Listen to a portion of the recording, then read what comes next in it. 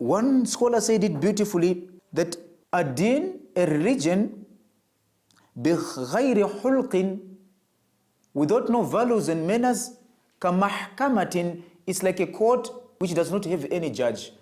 This is how important manners are to the religion.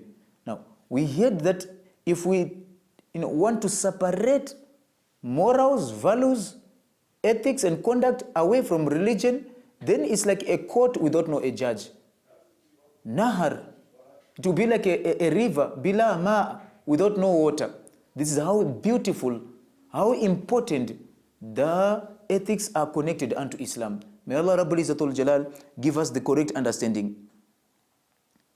So for this reason, فَإِنَّ الْأَخْلَاقِ بِغَيْرِ دِينٍ عَبَث, also manners without no religion, it is useless. This is how the status, the importance of the manners in as far as Islamic religion is concerned.